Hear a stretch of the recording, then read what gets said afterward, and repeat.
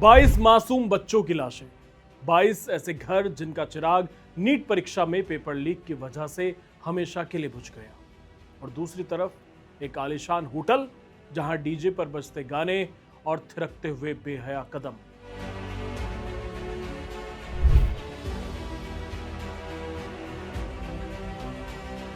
यह सिर्फ एक तस्वीर नहीं है, ये उन गिद्धों का असली चेहरा है जो बच्चों की मौत पर अपनी सियासत की रोटियां सेक रहे थे।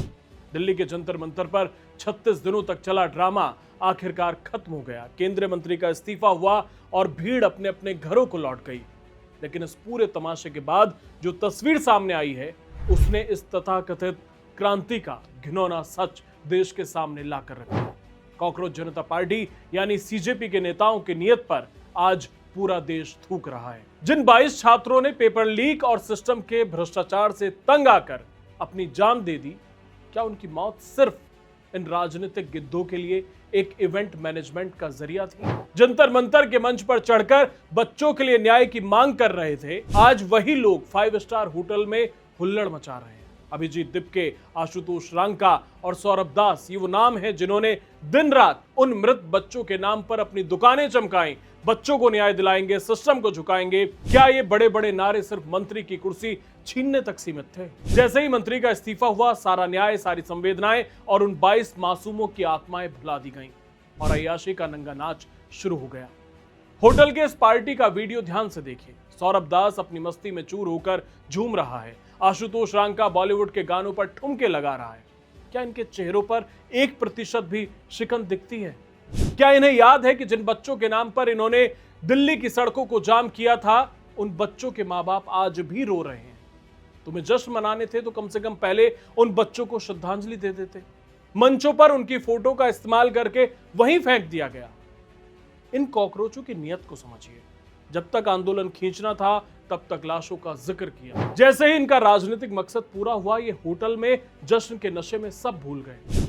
इन तस्वीरों को देखकर कोई भी कह सकता है कि इन्हें ना कल बच्चों की फिक्र थी, ना आज है। इनके लिए बच्चों की लाशें सिर्फ एक राजनीतिक सीढ़ी थी जिस पर पैर रखकर ये अपनी पहचान बनाना चाहते थे।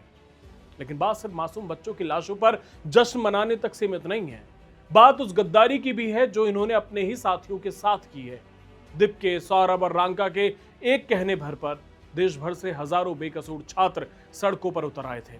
आज बिहार से लेकर बंगाल तक सैकड़ों मासूम छात्रों पर पुलिस ने केस दर्ज कर दिए हैं। कई लड़कों को गिरफ्तार किया गया। नीट पेपर लीक की वजह से कई छात्रों का भविष्य बर्बाद हुआ। बचा कुचा भविष्य सीजेपी के नाकाओं ने केस दर्ज करवा कर तबाह कर दिया।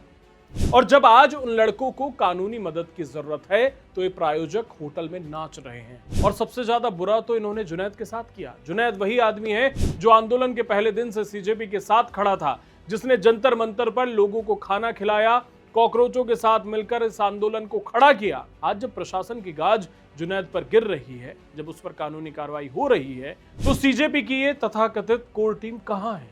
सौरभ दास और रांका उसे अकेला छोड़कर 5 स्टार होटल में अय्याशी कर रहे हैं। उस भाई को पार्टी में भी नहीं बुलाया जिसने 1 महीने तक इन्हें अपना नमक खिलाया है। सबसे बड़ा सवाल सीजेपी की फंडिंग को लेकर उठ रहे हैं।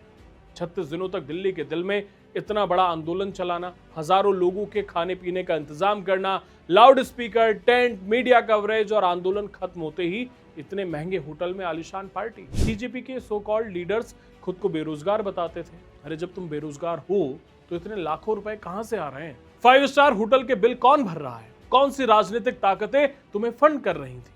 ये साफ हो चुका है कि ये छात्रों का आंदोलन था ही नहीं, ये राजनीतिक पैसों पर खेला गया एक प्रायोजित खेल था।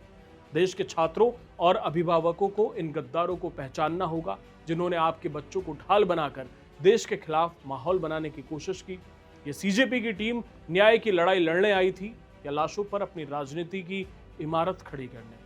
जिन लोगों ने अपने साथियों को धोखा दिया, जिन लोगों ने 22 मरे हुए बच्चों की रूह का सौदा किया, उन्हें यह देश कभी माफ नहीं करेगा। अपनी राय हमें कमेंट बॉक्स में बताएं।